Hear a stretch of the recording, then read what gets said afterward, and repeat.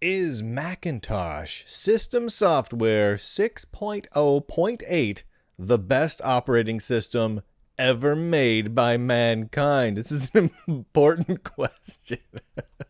For those of you new to this, we are going through every big, at least, major version. And by major version, I don't mean like the major version, like version 1, version 2. I mean like major version, like the important versions, the versions of operating systems that stuck with us, that made an impact on the world, or that just are interesting or fun to look at. And we're going through and we're scoring all of them by the exact same scale across the board. It is a 50-point scale with 4 key items: enjoyability, polish, immortality, importance, and the all-important wild card category. Each category gets 10 points when we're done, when we've gone through all of them. I mean, all the operating systems from DOS and CP/M to the various Unixes to the Macintoshes and the Amigas, all of it. We will have a winner. And we will know definitively what's the best operating system, nay, the best version of any operating system ever made. Also, we'll have some fun in the process.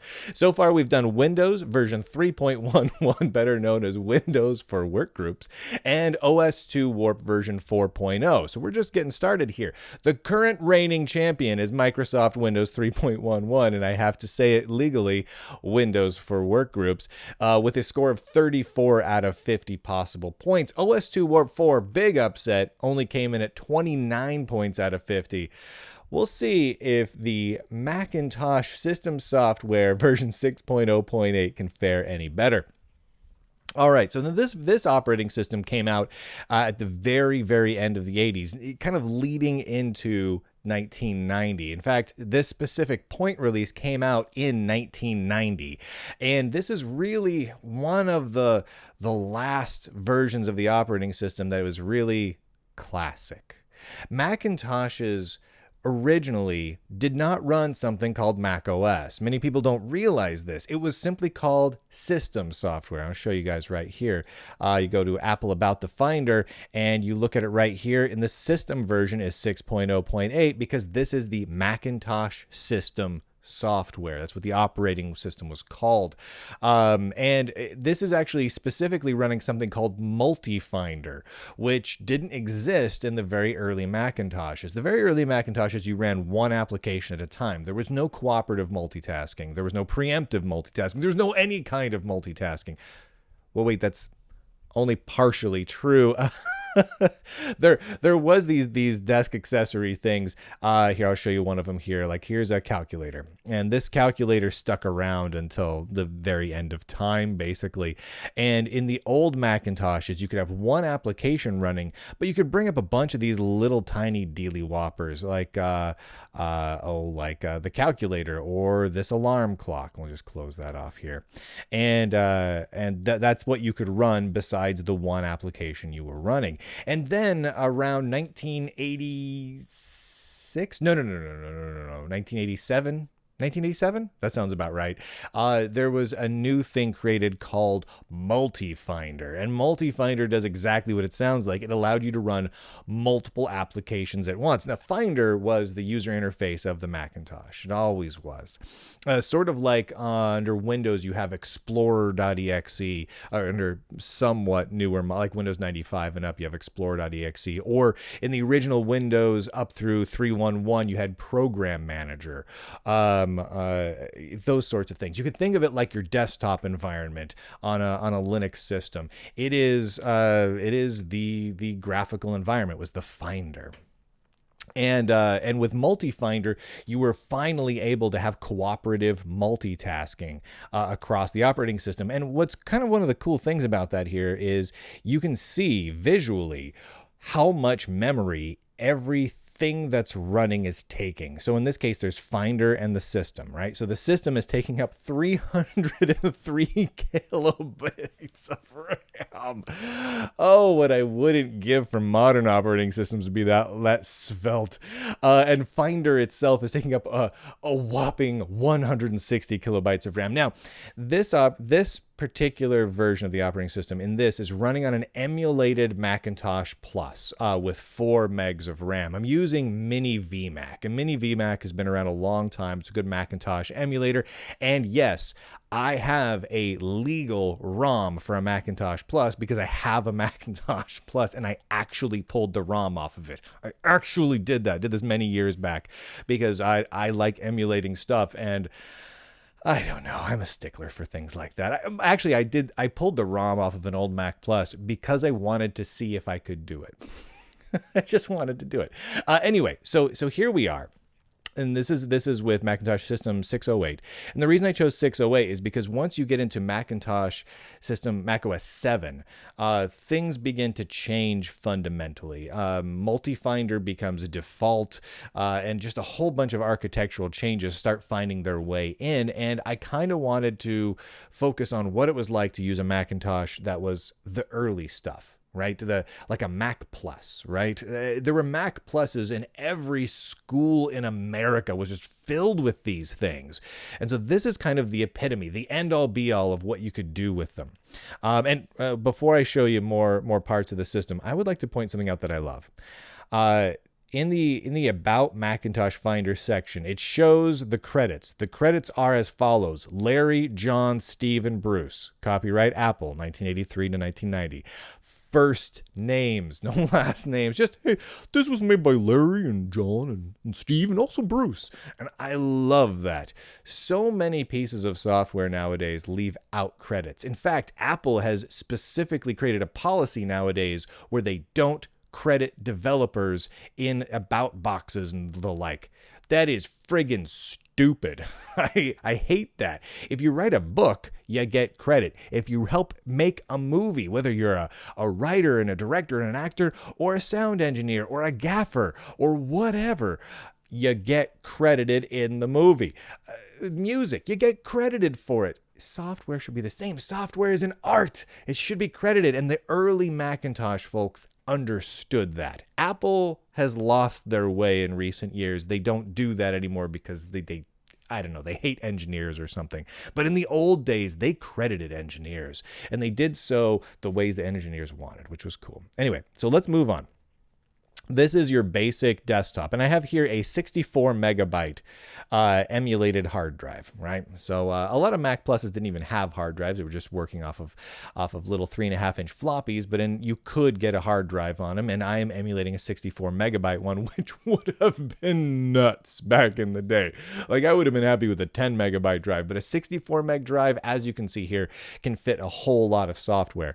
And so I filled this up. I filled this up with a lot of software that I thought was, well, interesting. So this is just a bunch of things. To start with, here's your text editor. This is Teach Text. Blah, blah, blah, blah, right? It's a simple text editor. This has been around in the Macintosh world for a long, long time. But even longer than that, when did Teach Text come out? Hold on a second. Let's find this out. About Teach Text, 1986. So Teach Text really wasn't by Brian Stearns. Spelled correctly too. Nice. Now Teach Text wasn't early enough, so let's go with Mac Write. It was one of the very first applications right here to ever ship with a Macintosh, Mac Write. It is a word processor. It's not a fancy word processor, but it's a word processor, and it works. It totally works. And you can save it as, well, Mac Write. Either you can save the entire document as a Mac Write format, or you can save it as just a plain text file, which is fine. And this, oh, that was loud. That was loud. Hopefully I have the volume turned down a little bit so you guys don't have that blaring in your ears like I just did. As well as Mac Paint. That was also another one that was out on the original Macintoshes. Great application. Right here, copyright 1983 by Bill Atkinson. This is the very first version of Mac Paint, by the way. This right here, there's Bill. This is the very first one. When Steve Jobs got up on stage and introduced the Macintosh. This was one of the pieces of software that was used for that. So like, let's say we want to do a paint. Let's fill the paint bucket. Boom. it was really quite amazing for the time. I mean, this 1983, this was being developed. 83. Oh my heavens, what was DOS doing at the time? It was crazy. This was mind-blowing. I mean, it wasn't the first time we'd seen graphical desktops. It wasn't the first time we'd seen paint programs with extensive features like this, but there was something special about this, to be sure. I'm going to show you just a couple of applications running here and there to show you a little bit of what the applications kind of look like. One of the first things I'm going to show you is Microsoft Word. Because this is one of my favorite word processing applications for the early Macintoshes. Now, this one came out a little bit later, 1992. So it came out in 1992. I started working at Microsoft in 1998. Is that right? 1998. So about 6 years after this came out, I started working at Microsoft, and shortly thereafter started working on Microsoft Office for the Mac. And so this sort of thing is something that I know really intricately. Now, the interesting thing about this one is this one was one of the last versions of Word for Macintosh that was really written for Macintosh. After this, and I'm going to emails for this statement, but it's absolutely true. After this, Microsoft sort of tried to consolidate a lot of the Windows Office code to be able to be used on the Macintosh version, and the couple of releases that came after this had a lot of improvements, but were very un-Macintosh in many ways.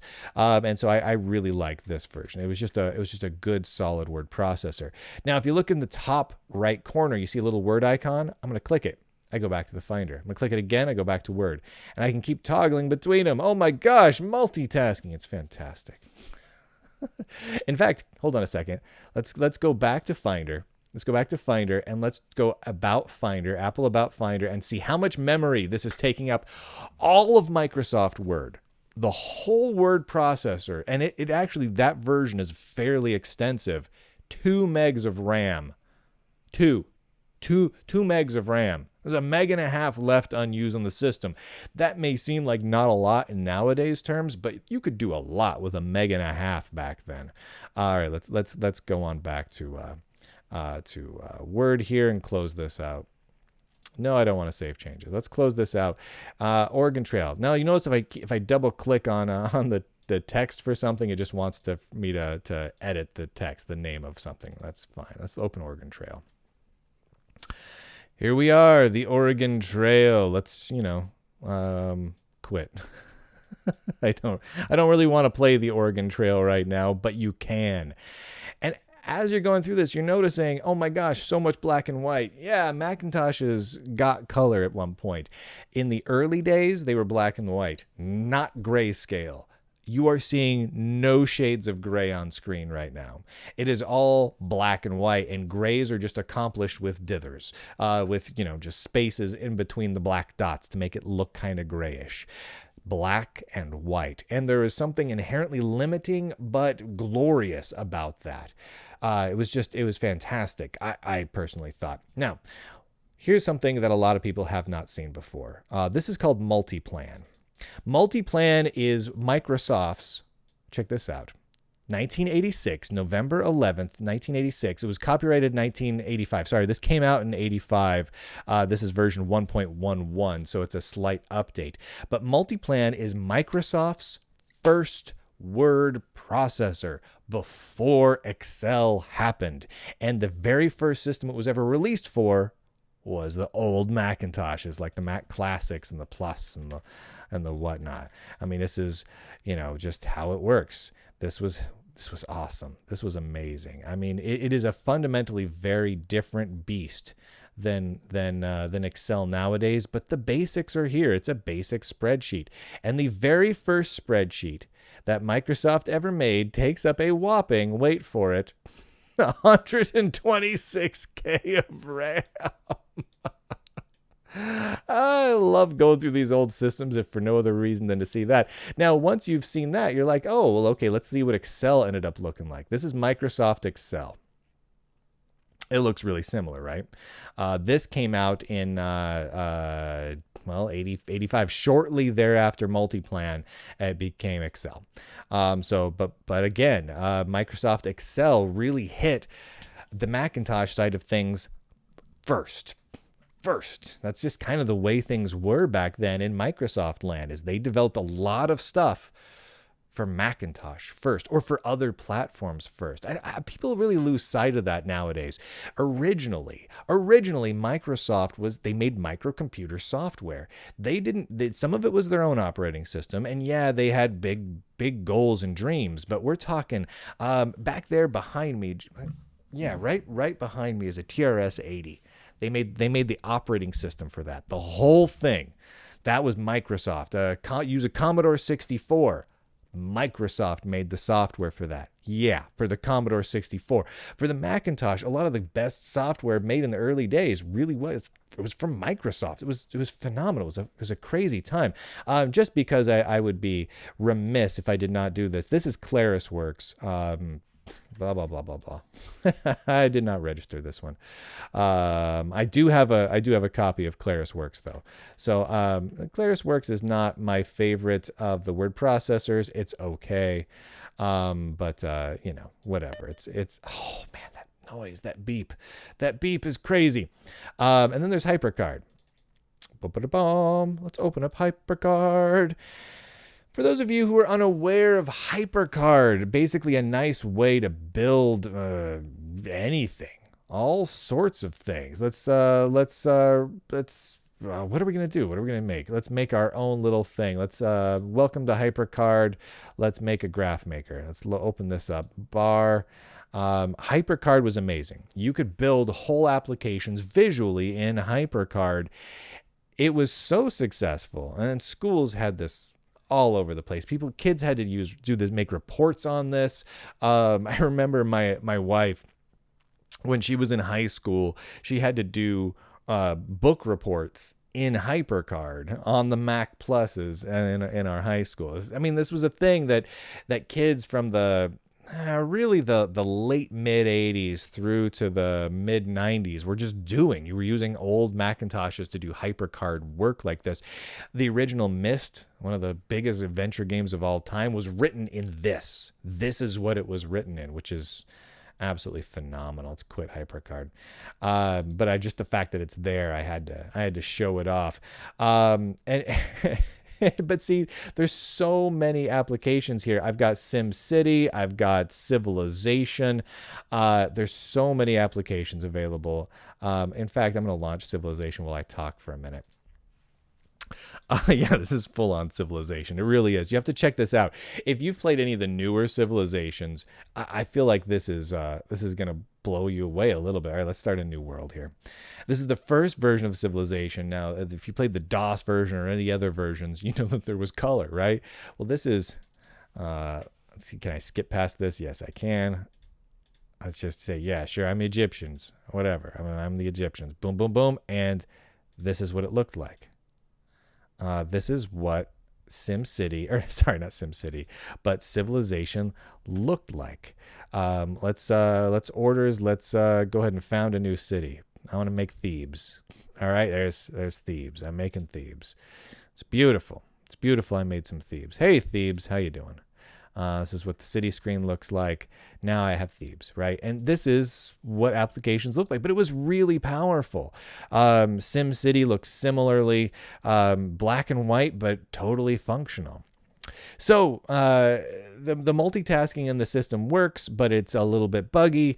The system is fast. Now, granted, we're running an emulation here, which is significantly faster than the running on an actual Mac Plus. However, you can run this operating system on some of the newer, like the Macintosh SEs and whatnot, and it still works great. But how stable is it? Mostly stable. It really depends on the applications you're running, because the multitasking in here is all cooperative, which means if one application misbehaves profoundly, it takes down everything. It's like Windows 3.1.1 in that regard. Yes, you can run multiple applications at once, and yeah, it does actually work pretty well, but if you have a couple of bad applications, man, you are in for a world of hurt. The user interface is fantastic. Everything works really, really well. Here, let's go over to the control panel real quick. This is the whole system settings. This is the whole deal. This is everything, right? You can modify the speaker volume. Oh, I should have done that earlier. Why did I turn that up? Here's some other noises. Yeah, well, those are noises we have now. We have mouse tracking speeds, some keyboard click rates, and your desktop patterns, right? And I can do all sorts of random things with this. But it doesn't do a whole heck of a lot. And you can set how much RAM cache you've got, all that sort of thing, set your time. That's it. It's a very simple system in that regard. And I got to be honest, I love the simpleness of it. I really do. Here's Multifinder. Here's the people that wrote it. In 1987 through 1990, I got the dates for Multifinder mostly correct. I feel very special right now. All right. So, all this said and done, clearly this is a fun system to play with. It just is. It really has something special about it. There's some downsides to it in that it only runs on very specific hardware. Granted, many operating systems are tied to very specific software. Like running the Commodore Basic version 2. You only run that on Commodore machines, and the Amiga Workbench you run on an Amiga or very specific Amigas. Same with like the Atari TOS and so many other systems that we're going to be looking at. But it's not available broadly across a wide number of architectures, which is kind of difficult in the immortality department, in that it becomes hard to have actual hardware that can run this nowadays, other than through emulation. That said, the emulation does work pretty well so long as you have a copy of the ROM from those pieces of hardware. The enjoyability, it's very enjoyable. You know what? I'm going to put up the score here. Here we go. Windows 3.1.1 got 34 points. Will Mac OS System 608 get more than 34 points? No, it won't. It gets 33 points. I want to be clear about something here. I make a very big point I went through and actually scored a lot of these before I recorded some of these shows. And so I'm trying to not think about what I gave score-wise to other operating systems before I score a current one. I try and just block it out of my head because I want my raw feelings about it, which granted may change from day to day. My whimsy just gets away with me sometimes. However, I want it to be a raw thing. Like, for example, OS2 Warp 4, if my heart had anything to say about the matter, would have beaten Windows 3.1.1. Honestly, Mac System 6 would have beaten Windows 3.1.1 too, but it missed by 1 point. And here's how it broke down. The enjoyability factor is high. I gave it an 8 out of 10 because there are some hiccups. There's no by default good terminal, though there are ways to get terminal applications both for connecting to remote terminals and using Unix-like terminals on it through something called MPW, though that's actually later, so that doesn't actually count. And some of the stability issues when running kind of funky applications can annoy a person. Also, the default beep is both nostalgic and joyful and annoying and makes you want to break the screen. So I gave it an 8 out of 10 because I actually really enjoy using this era of Macintoshes. There's something special about it. It has multitasking, but it's still incredibly simple. It's still very lightweight and very fast, and I enjoyed the responsiveness of it. And I enjoy the cohesive design of all of it. I really do. It's quite nice in that regard. In fact, I would put this desktop as being significantly more usable than many desktops that are out there today. And polish, from a polish perspective, it's not perfect, but it's so close. Like, it's clear that they got, and when I say perfect, I mean perfect for what they were trying to accomplish, not necessarily what I would have them accomplish, because they clearly had an idea and they iterated on that idea until they got it to a point where they felt like it was dialed in. Modern Macintoshes totally lack that polish. Now, you might be saying, oh, but modern Macintoshes are much more pretty, blah, blah, blah, blah, blah. Whatever. Don't care about that. What I care about is the whole thing, the whole package, the ideas, the strict adherence to the user interface paradigms that they did in the olden days of the Macintoshes were resplendent. Oh my gosh. Was it perfect? No. Did they obviously have some things that were bolted on, like multi-finder? You actually have to enable multi-finder by yourself. You can't, by default, it's Finder, which is one application at a time, but multi-finder is in there. And so there's a couple of spots that are a little niggly. And so I deducted a point for that. But overall, polish is really high. Now, the immortality scale, it also ranks really high. It ranks a 7 out of 10 for me because it's such a compact system and the emulation that's available for it is so good, and there's no online connectivity here whatsoever. I mean, okay, yes, you can get online with an old Macintosh. You absolutely can, like via what's called the Chooser and something called Apple Talk. And you can get TCP networking going on them and all that sort of thing, but there's no automatic network connection assumed. Whereas operating systems nowadays assume you have a good network connection because otherwise you can't, do account registration or early account sign up or activation codes or automatic updates, or that's how drivers are downloaded. None of that stuff is here, which means this system will work like this forever. And I love that about it. I mean, that's how it should be. You know what I mean? I mean, these systems, if we have an operating system, it should work as good in the 80s and the 90s and the 2019s as it will in 2050. That's how I personally feel about it. And in that regard, this Macintosh system software does really well. Really well. I can't give it a 10 out of 10 for immortality because hardware-wise, it is becoming increasingly difficult to find actual hardware to run so you can run this on bare metal. You end up having to run this in emulation. I do have a Mac Plus. It is in a sorry state of repairs. It is a mess. I think I need to replace the floppy drive is busted on it. I lost the mouse. I had an original Mac Plus mouse, and I don't know where the heck that thing went. The keyboard is just this disgusting color, and the monitor needs some help. Maybe a cap kit. I don't know. It needs a lot of work. And that's with someone who's big into these nostalgic retro computing. And so finding these pieces of hardware is almost impossible. So you have to rely on emulators. And while I love being able to emulate these systems, it's not the same. So immortality, I had to knock it down to a 7. Importance, though. Importance, I gave this an 8 out of 10. And I gave this an 8 out of 10 because for years, and I'm talking way more than a decade, this right here was the epitome of graphical environments. Now, the various versions of Windows and the Amiga Workbench and GEM and so many graphical environments, so many, I know I'm leaving off many right now, many. So many of them had wonderful things going on for them. Wonderful. And some of them I personally prefer a lot over this. But this was what they all pointed to as we're trying to get our graphical environments to be as not just user-friendly, but appealing and fun to use as this. And that says something. I mean, that was that way throughout the 80s.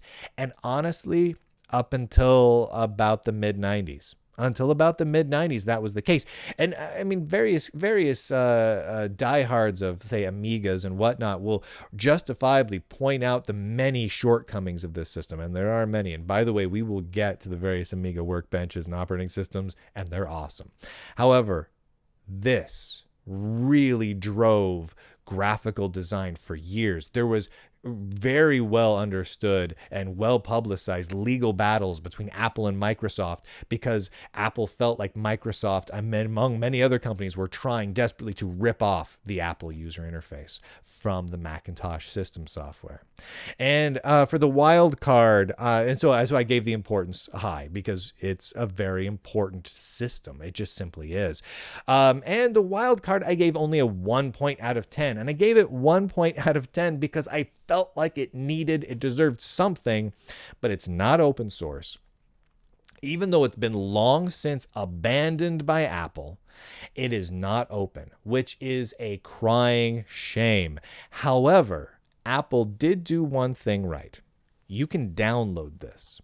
You can't download legally the ROM of the Mac Plus system, which is, again, really dumb, Apple. Stop being dumb. But the Macintosh System software for many different releases, including 6.0.8, Apple distributes. If you look around, Apple has that on their own servers freely available. They used to have an FTP site you could go to with a whole list of like I don't remember if 761 was up there, but a whole bunch of different versions were up there. And that's worth something. They're just freely available, so you can grab and use. And I love that. That's a big first step. If Apple made this open source, if Apple made this system open source, I would up the wildcard factor to at least a 9, maybe even a 10, just because I'd be doing backflips. And this system right now would be winning the battle. However, it's closed, which makes its viability and usability significantly less than it could be otherwise. It also makes it so it's harder to get it up and running on modern hardware. That's a bummer. That's a massive bummer. And Apple gains nothing by keeping it closed. Nothing. There's nothing they gain by keeping it. They don't sell this. It's stupid that they keep it closed. So a total score of 33 out of 50. Honestly, that's a pretty hefty showing. OS2 Warp 4 only got a 29. That's a full 4 points higher than OS2 Warp 4, which came out almost a decade later. That's a pretty big deal. So kudos to Macintosh System Software 6.0.8. However, Windows 3.1.1, Windows for Workgroups still leads the charge. Oh my heavens. I really hope someone unseats Microsoft Windows 3.1.1 soon. I don't know how long I can handle that being the number one operating system in this showdown. That's going to slowly eat away at my soul. Oh, this video and many others are brought to you in part by Aleph Objects, who make the Lulzbot 3D printers. Go over to alephobjects.com or lulzbot.com to find some more. Notice how right on the page for Aleph Objects, it's a company that owns Lulzbot, right? That's just the company name behind him.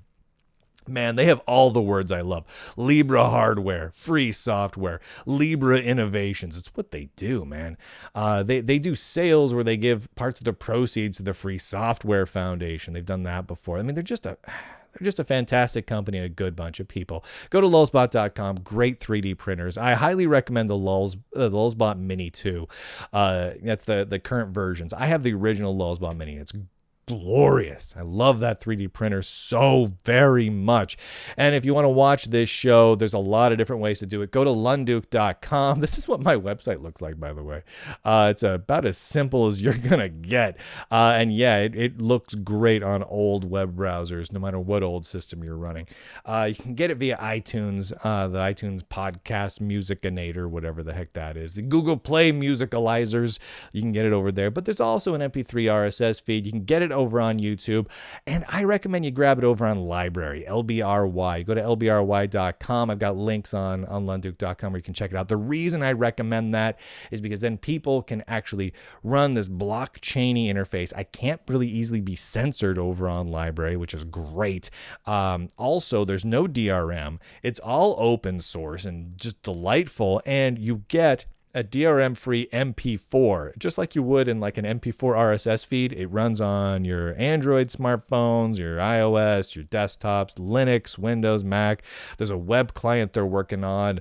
It's just fantastic. I highly recommend it. Also, for those of you who are not aware, I am the deputy editor over at Linux Journal magazine. If you go over to linuxjournal.com, you can read some of my articles on the website, and you can subscribe to Linux Journal, which is the longest running Linux magazine on planet Earth, son. You can go over there, subscribe to them. You get a new magazine monthly. It's great. You open up the front cover of Linux Journal magazine. First thing you're confronted with, bam, letter from me. I say, hey, here's what you'd expect in this issue. And then you go through it, and you got amazing people that are contributing just totally awesome articles. I don't want to spoil anything, but there's just some big luminary names that write for it in both the past and the upcoming issues that are just fantastic. So if you like Linux, go over to linuxjournal.com and subscribe. It doesn't cost very much. It supports amazing Linuxy stuff. And blah, blah, blah, blah, blah, blah, blah. And that's it. That's all I want to talk about right now.